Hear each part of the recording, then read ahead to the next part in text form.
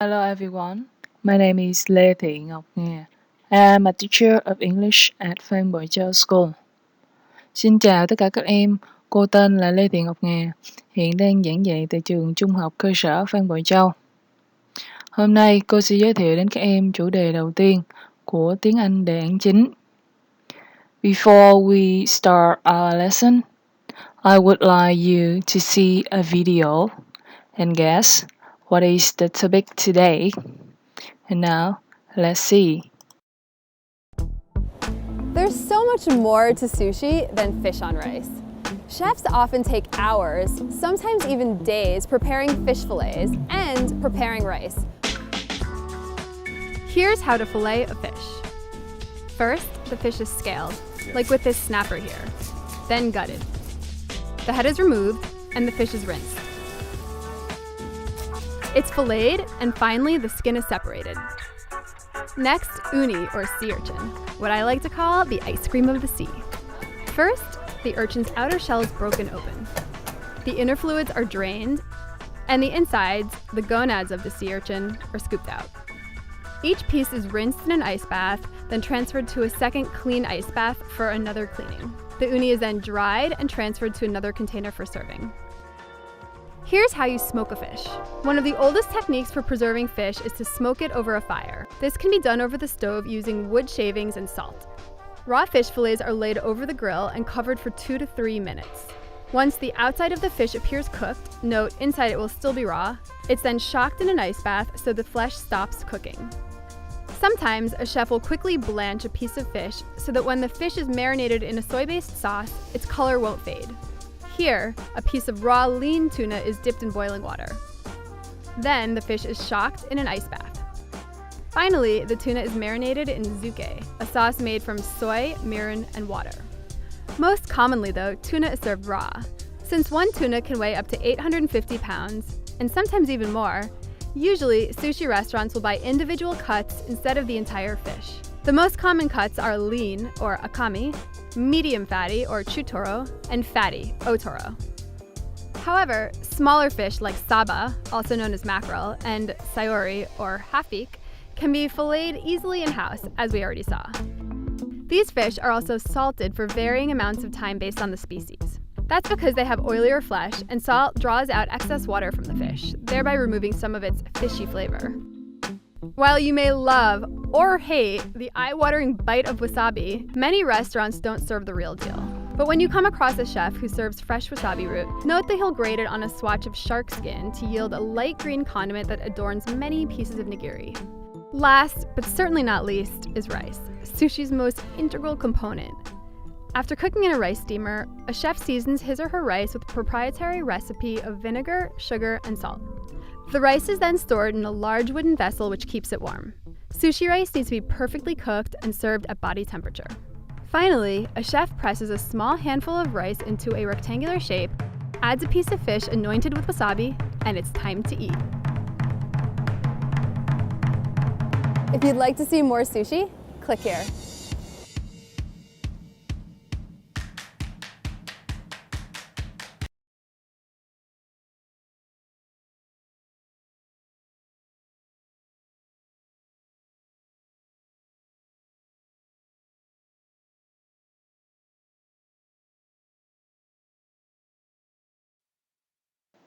As you can see, the video is about Germany's food sushi. A Japanese meal consists of a main dish, like different types of sushi or something else, miso soup, rice, pickled cucumber.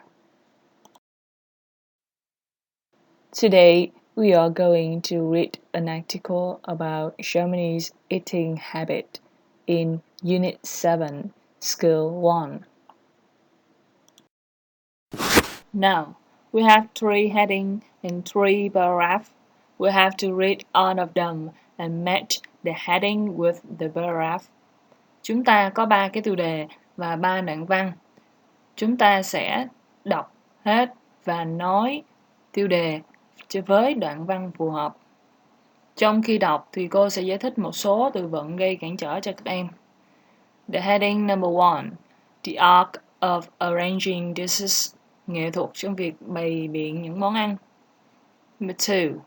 The habit of having raw food and simple sauces. Thói quen ăn đồ sống và những cái nước chấm đơn giản. The heading 3. Component in a typical Japanese meal. Component nghĩa là thành phần. Component. Component. Thành phần trong một bữa ăn tiêu biểu của người Nhật là gì? Continue with 3 paragraph. Tiếp tục với 3 đoạn văn ha. Japanese people are famous for their well-balanced and healthy diet. That is the main reason for their longevity. Người Nhật thì rất nổi tiếng với chế độ ăn tốt cho sức khỏe và cân bằng tốt. Đó là lý do chính cho cái tuổi thọ của họ. Mình có từ longevity nghĩa là tuổi thọ. Longevity. Longevity. Paragraph 8. Typically, a Japanese meal consists of rice, miso soup, the main dishes, and pickle. Điển hình thì một bữa ăn người Nhật bao gồm cơm, súp miso, món ăn chính và có thể kèm theo là dưa leo ngâm. Rice is the staple and play a central part in people eating habit. Gạo thì là một sản phẩm chủ yếu, một món chính đó. Stable. Staple. Staple. Và đóng vai trò chính trong thói quen ăn uống của người Nhật.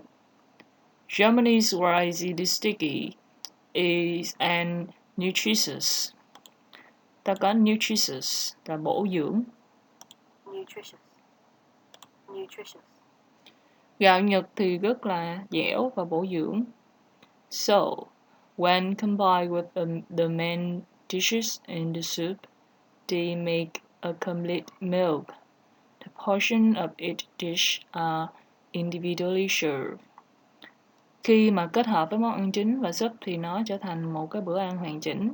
Những cái phần ăn trong mỗi món ăn thì sẽ được phục vụ riêng.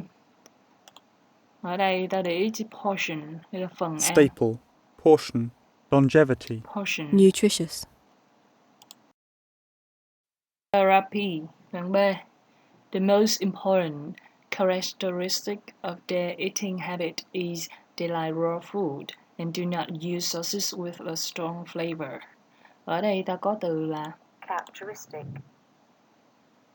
Characteristic. nghĩa là nó vừa là danh vừa là tính, tiêu biểu hoặc là nét đặc trưng. Nét đặc trưng quan trọng nhất trong thói quen ăn uống của họ là họ thích ăn đồ sống và không sử dụng những cái nước chấm mà có hương vị quá mạnh. Two physical examples are sashimi and sushi. Hai cái ví dụ điển hình nhất là sashimi và sushi. The Japanese make sashimi simply by cutting fresh fish. Người Nhật thì làm sashimi một cách đơn giản, một cách là thái những cái con cá tươi sống. Then they serve it with a dipping sauce made from soy sauce and spicy Japanese horseradish wasabi. Sau đó họ phục vụ nó với một cái nước chấm được làm từ nước tương và thêm một chút wasabi cay. Ở đây ta có từ là horseradish là củ cải ngựa màu trắng, còn wasabi là màu xanh. Sushi is similar. Sushi cũng giống như vậy ha. The cooked vinegar rice can be combined with raw fish, prawn, avocado, cucumber, or egg. Sushi is usually served with soy sauce and pickled ginger. Gạo được nấu và thêm một chút giấm kết hợp với cá sống, tôm hoặc là Avocado. Avocado. và quả bơ ha. Characteristic. Dưa leo hoặc Horseradish. trứng. Avocado. Sushi thường được phục vụ với nước tương và gừng ngâm. It is said that the Japanese eat with their eyes. Người ta nói rằng người Nhật ăn bằng con mắt. Therefore, the arrangement of dishes is another significant feature of their eating habit. Do đó, sự sắp xếp các món ăn là một yếu tố quan trọng khác nữa trong thói quen ăn uống của họ. If you enjoy a Japanese meal, you may be excited to see how the colorful dishes are arranged according to a traditional pattern.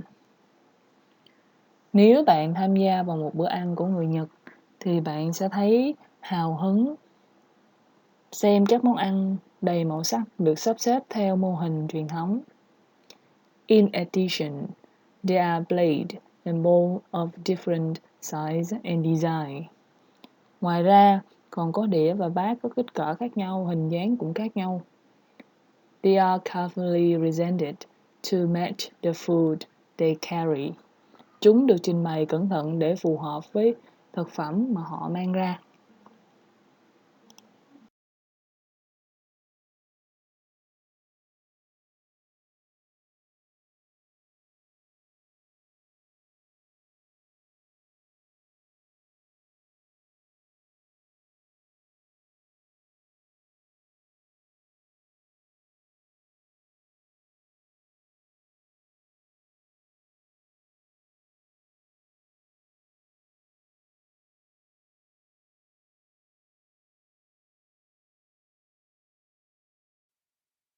Reading three heading and two paragraph. Now we can match the heading with the paragraph.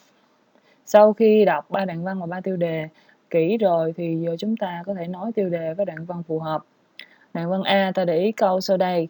A Japanese meal consists of rice, miso soup, the main dishes and pickle. Thì đó là những cái thành phần trong một bữa ăn của người Nhật. Thì mình sẽ chọn tiêu đề Heading 3, Component in a typical Japanese meal, thành phần trong một bữa ăn tiêu biểu của người Nhật. B thì ta chỉ cần để ý câu đầu tiên. The most important characteristic of their eating habit is they like raw food and do not use sauces with a strong flavor. Their eating habit, thì cô in nghiêng này đã chọn tiêu đề là the habit of having raw food and simple sauces. Đương nhiên với đoạn văn cuối cùng sẽ là the art of arranging dishes, nghệ thuật trong tự sắp xếp món ăn. Continue with exercise 3. Read the article again and answer 6 questions. Sau đây chúng ta sẽ tiếp tục với bài tập số 3. Đọc lại 3 đoạn văn trên và trả lời 6 câu hỏi sau đây. Question number 1. What is the most important feature of Germany's eating habit? Cái yếu tố quan trọng nhất trong thói quen ăn uống của người Nhật là gì? Chúng ta nhìn lại đoạn B. Như sau. The most important characteristic of their eating habit is they like raw food and do not use sauces with a strong flavor. Vậy câu này ta trả lời là they like raw food and do not use sauces with a strong flavor. The question number 2. How do they make sashimi? Họ làm cách nào để làm ra sashimi? Look at paragraph B. Nhìn vào đoạn B thì ta có câu là the Japanese make sashimi simply by cutting fresh fish, tức là họ chỉ thái những con cá còn tươi sống mà thôi. Number 3. What sauce can both sashimi and sushi be served with? Cái nước sốt nào mà người ta phục vụ sẽ đi ăn kèm với sashimi và sushi? Still paragraph B, vẫn là đoạn B ha. Rồi mình nhìn vào cái khúc này của đoạn B. Then they served it with a dipping sauce made from soy sauce. Vậy hai cái sashimi và sushi đều được serve with soy sauce. Number 4. How many components are there in a typical Japanese meal? Có bao nhiêu thành phần trong một bữa ăn tiêu biểu của người Nhật? Như đầu bài cô đã nói rồi ha. Đây, nhìn vào đoạn này của đoạn A. Germany milk consists of rice, miso soup, the main dish and pickle. Vậy ở đây ta có 4 cái món chính ha.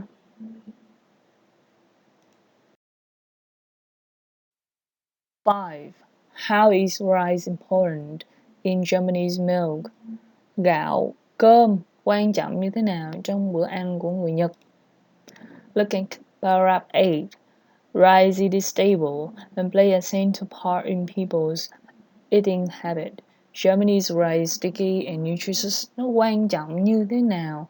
Thì gạo sẽ là thành phần chính trong món ăn và nó rất là bổ dưỡng. Rice is stable food and is very nutritious. Last one, the question number 6.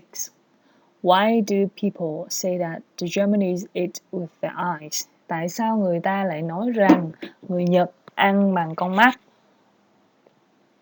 Look at the paragraph C. Nhìn vào đoạn C. Câu này là khó nhất trong 6 câu.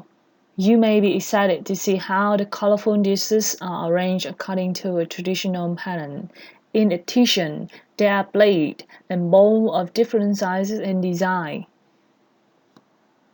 Rút ngắn cái đoạn này lại như sau.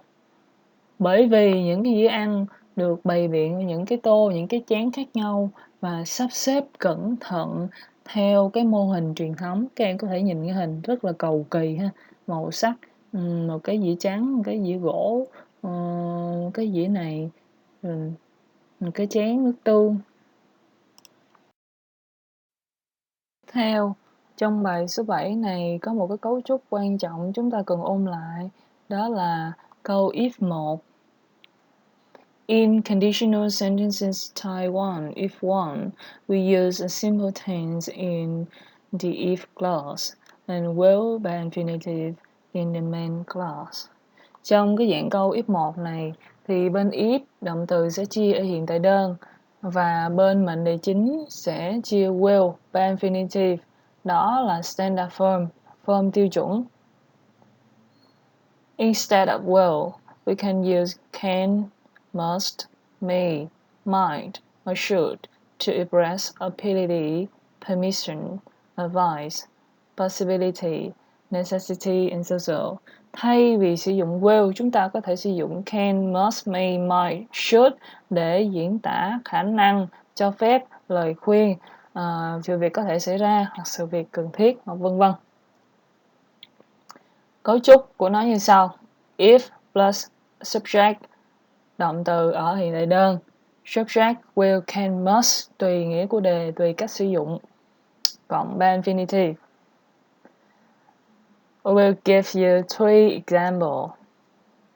The first one is, if you cut your finger, it will bleed. Cái câu này nó ở standard form, tức là sử dụng will. Nếu chúng ta cắt trúng tay thì nó sẽ chảy máu. Thì bên if you cut, cô sẽ chia hiện tại đơn. You là chủ ngữ số nhiều cho nên cut giữ nguyên. Và bên thành phần, bên câu chính sẽ chia ở tương lai, sẽ là will với nguyên mẫu. The second example.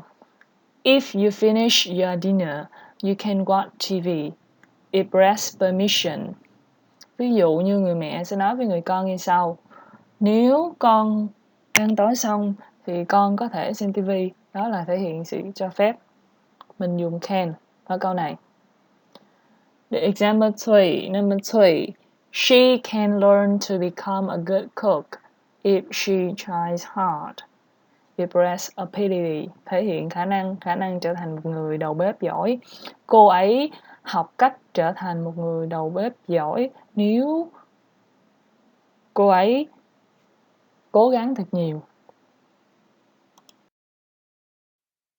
Sau đây chúng ta sẽ luyện tập, ôn tập câu if 1 với 2 bài tập 5, 6 của phần A Closer Look 2, page 12. Exercise 5. Match the first half of the sentence in A with the second half in B. Chúng ta sẽ nói nửa câu ở cột A với nửa câu ở cột B. Number 1. If we have more money. Nếu chúng ta có nhiều tiền hơn. With C. We can eat out more often. Chúng ta có thể ăn ở bên ngoài nhiều hơn. Có tiền nhiều thì sẽ ăn ở bên ngoài nhiều, tốn tiền nhiều hơn. Number 2. If she eat less fast food. Nếu cô ấy ăn ít đồ ăn nhanh lại. E. She may lose weight. Cô ấy có thể giảm cân. Ăn đồ ăn nhanh là gây tăng cân nha. Ăn ít lại thì sẽ giảm cân. Number 3. He must wash the vegetable carefully. Anh ấy phải rửa những cái rau củ quả cẩn thận. A. If he want to eat them raw. Nếu anh ấy muốn ăn chúng sống, ăn sống thì phải rửa thật sạch. Number 4. If you cook for Hùng. Nếu bạn nấu cho Hùng. B. You should use less salt. Bạn nên sử dụng ít muối thôi. Number 5. My mom may be surprised. Mẹ tôi có lẽ sẽ rất là ngạc nhiên. F. If my dad cook dinner. Nếu cha của tôi nấu bữa tối. Number 6. If you eat healthy food tonight. Nếu bạn ăn những cái đồ ăn tốt cho sức khỏe tối nay. And the last one is D. You can have a bar of chocolate tomorrow. Thì bạn có thể có một thanh sô-cô-la vào ngày mai.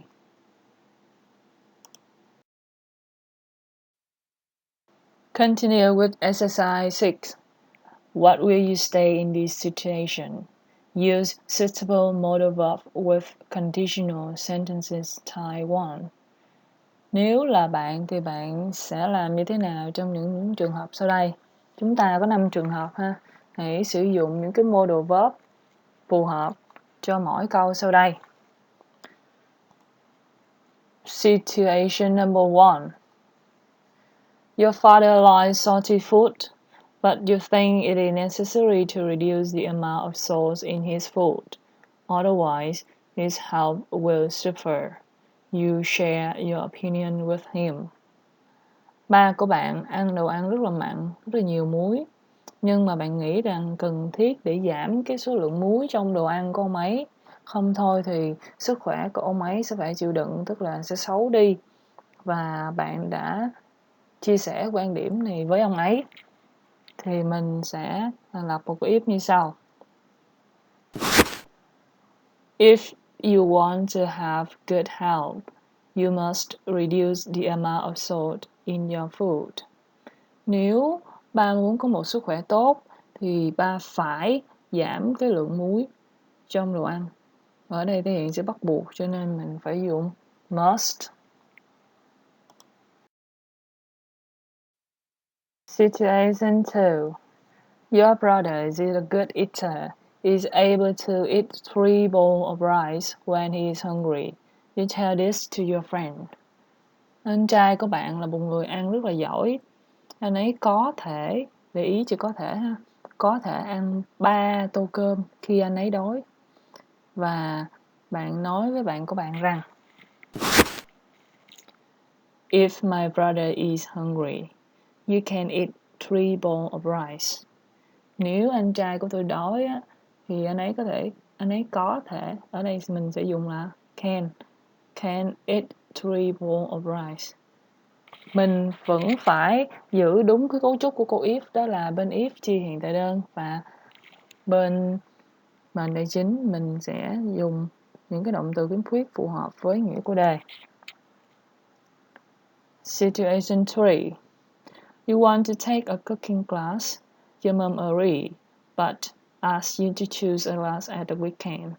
Here's what she said to you. Bạn muốn tham gia một cái lớp học nấu ăn và mẹ của bạn đã đồng ý, nhưng yêu cầu bạn là phải chọn một cái lớp vào cuối tuần. Và đây là những gì cô ấy nói với bạn. Mẹ của mình nói với mình như sau. You can take a cooking class if it is at the weekend. Con có thể tham gia một cái lớp nấu ăn nếu mà nó vào cuối tuần.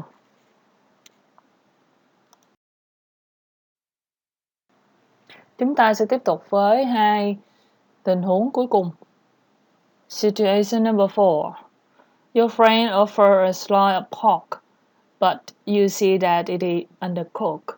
You refuse, but it is possible that you will have a stomachache egg. You tell this to her. Bạn của bạn mời bạn một cái miếng thịt heo, nhưng mà bạn thấy nó còn sống và bạn từ chối, bởi vì nếu mà bạn ăn nó thì sẽ bạn đau bụng, và bạn sẽ nói với cô ấy rằng If I eat this undercooked pork, I may have a stomachache.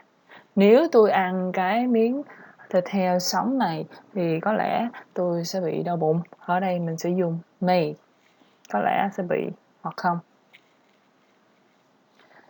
Situation 5. Your sister is making a cake.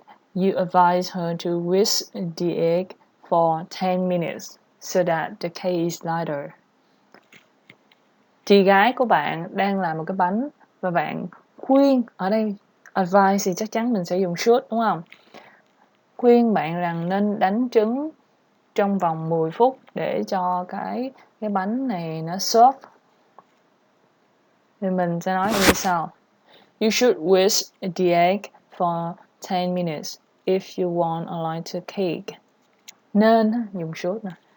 Bạn nên đánh trứng trong vòng 10 phút nếu muốn cái bánh nó soft hơn.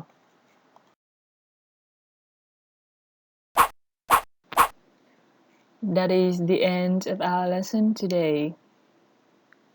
Next week, you have to prepare for Unit 8, Getting Started, page 18 to 20, and revise if 1. Chúng ta sẽ kết thúc bài học ở đây. Vào tuần sau, các em chuẩn bị trước phần Getting Started của Unit 8, trang 18, 19, 20 sách giáo khoa và ôn tập lại phần if 1. Vì if 1 nó là phần cấu trúc quan trọng cả ở tiếng Anh đề án và tiếng Anh thường. Đi thi tuyển sinh 10 vẫn rất quan trọng. Cho nên các em cần ôn tập kỹ. Thank you for listening to my presentation, and I hope you had a good time to studying English with me. Goodbye.